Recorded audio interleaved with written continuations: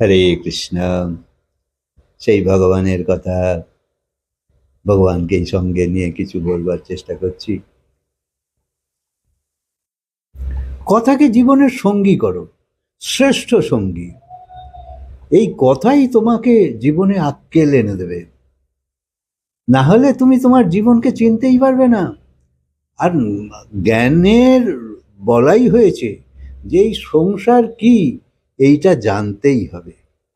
সংসার সবাই আমরা করলেও সংসারের ধরন যা, সেই অনুযায়ী জীবন কাটিয়ে চলেছি, কিন্তু সংসার কি আমরা কেউ জানি না। সাধারণ মানুষ বাইরে আড়ম্বর নিয়ে আছে আর দেখাচ্ছে আমি কি সুখী, আমার এই আছে, আমার ওই আছে, আমার ওই আছে, কিন্তু তার ভেতরে অশান্তির তরঙ্গ নিরন্তর বয়ে চলেছে। কখন ক্রোধ এসে যায়, কখন মোহ এসে যায়, কখন লোভ এসে যায়, কোনো ঠিক নেই। আর যতক্ষণ এইসব রিপু, শত্রু, এসব শত্রুগুলো তোমার ভেতর বাসা বেঁধে বসে আছে, তোমার শান্তি কি করে আসবে? তাই যাই দেখাচ্ছ জানবে সবই ঢং। আড়ম্বর কখনো সত্যি সত্যি শান্তি দিতে পারে না।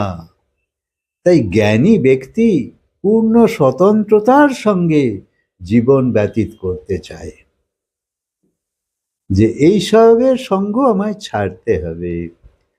আর অজ্ঞানী ব্যক্তি ইচ্ছা বাসনায় পূর্ণ থাকে। খালি চাওয়া, তার ভেতরে যোগ্যতা থাক না থাক, পাক না পাক, চাওয়া মনে উদয় হতে তো কোনো দোষ নেই। জ্ঞানী ব্যক্তি ভোগকেও একটা খেলা বা নাটক মনে করে। ভালো খাও, এতে কোনো দোষ নেই, কিন্তু তাকে নিয়ে মাতামাতি করো না। মানুষ ধন যশ বাসনার পূর্তির জন্যে তবেই তো তুমি দেবতাকে পুজো করছো। মা লক্ষ্মী আমায় এই দিয়ে দাও, মা সরস্বতী আমায় এই দিয়ে দাও, অমুক আমাকে এই দিয়ে দাও, শনি মহারাজ আমার বিপদ থেকে বাঁচাও। তাহলে তাই এমনকি প্রিয়জনদের সঙ্গেও সম্পর্কে সবসময় আমাদের স্বার্থপূর্ণতা আছে। খালি কিছু পাবার অপেক্ষাতেই সবাই আছে, যেভাবেই হোক। কিন্তু ধীর পুরুষের এইসব পাবার আকাঙ্ক্ষা আস্তে আস্তে চলে যায়, কারণ তার বোধ এসে গেছে যেই পাবার ইচ্ছা যতক্ষণ আমার ভেতর বাসা বেঁধে থাকবে, আমি চাইবো, পাবো, চাইবার চেষ্টা করব, এবং সেই হলো আমার বন্ধন। এই সংসারকে চিনে ফেলতে হবে যে আমি বন্ধনে আছি। কোথায়? সংসারে। কি দিয়ে? মন দিয়ে। তাই মনের সাহায্যেই এই সংসারের সঙ্গে আমার বন্ধন। আর শাস্ত্র বলেইছে, গীতায়ও বলেছে যে মনই মুক্তির দিকে নিয়ে যায়। তাই মনের ভেতরে যা কিছু চলছে, একে ছাড়াই হলো মুক্তি। তাই যেসব তরঙ্গ চলছে সেইগুলো থেকে নিজেকে বাঁচাও। বাসনাযুক্ত মনই তো বিকারগ্রস্ত থাকে। যত বাসনা কম তাদের মনে এত বিকার নেই। সাধু সন্ত মহাপুরুষরা একটা অন্য খেয়ালে আছে, অন্য জগতে, অন্য ভাবধারায়। তার ইচ্ছা পূর্ণ না হলে তার লোভ বা ক্রোধ কোনোটাই হয় না। সে বোঝে ভগবান আমায় বাঁচাচ্ছে, মনে উদয় হলেও ভগবান বাঁচিয়ে দিয়েছে। তাই মান সম্মান এসব কোথা থেকে হয়? তোমার অহংকারের জন্য। যেখানে অহংকার আছে সেখানেই মান সম্মানের ব্যাপার আছে।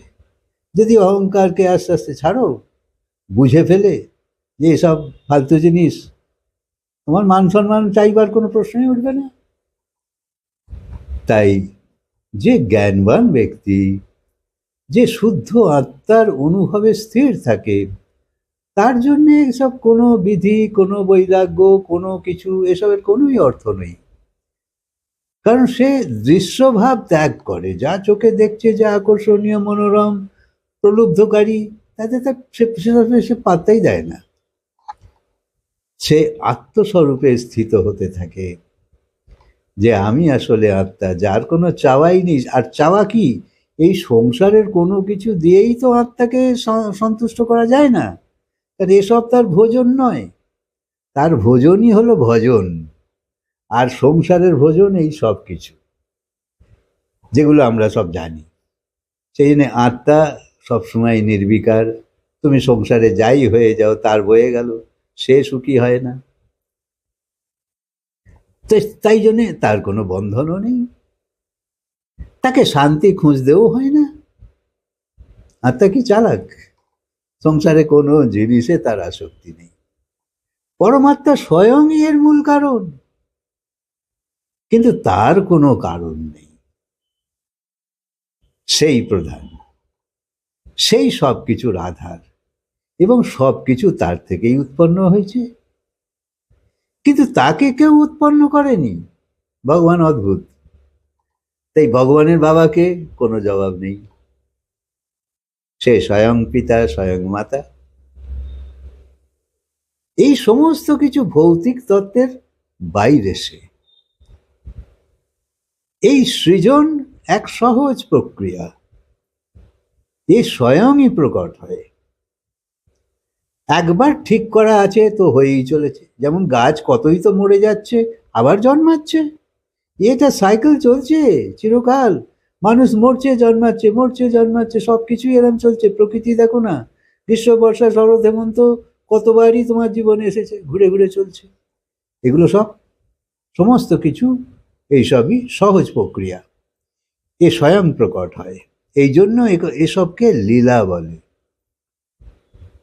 যেমন পাখি ওড়ে আর ময়ূর নৃত্য করে, এসব সহজ প্রক্রিয়া। ঝর্ণা প্রবাহিত হচ্ছে, মানুষ শিক্ষার দ্বারাই তো বাঁধা থাকে। এই সবই হলো সেই চৈতন্যের স্বাভাবিক অভিব্যক্তি। সেই চৈতন্য না থাকলে এসব প্রকাশিত হতো না।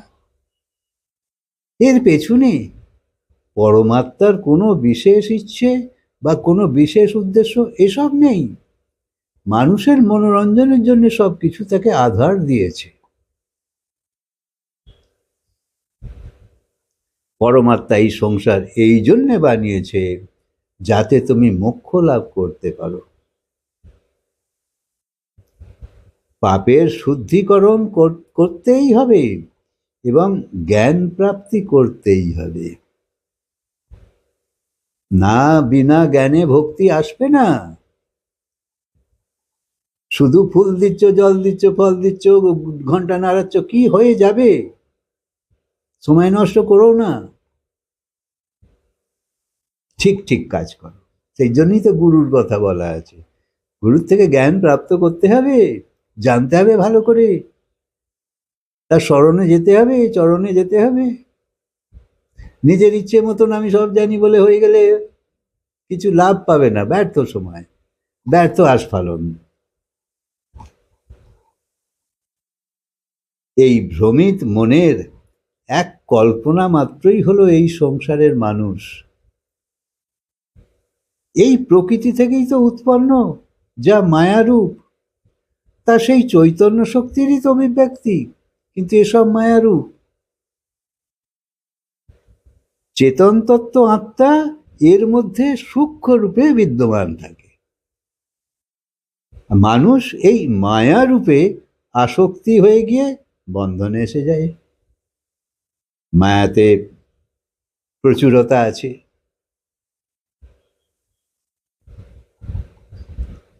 কিন্তু জ্ঞানী এই মায়া সংস্কৃতিতে মুগ্ধ না হয়ে এর মূল স্বরূপ যে সেই তত্ত্ব, সেই স্থির তত্ত্ব, শান্ত তত্ত্ব, তার সঙ্গে জুড়ে যায়। তাই অজ্ঞানী মানুষ ছোট বড়, উঁচু নিচু, গরিব বড়লোক এসবকে সত্যি মানে, কিন্তু জ্ঞানী জানে এসবই হলো মায়ার ভ্রম। দেখতে লাগছে আজকে তুমি এই, আর কিছুই নয়। হরে কৃষ্ণ। কথাকে আজকে বিরাম দিই, আবার বলবো।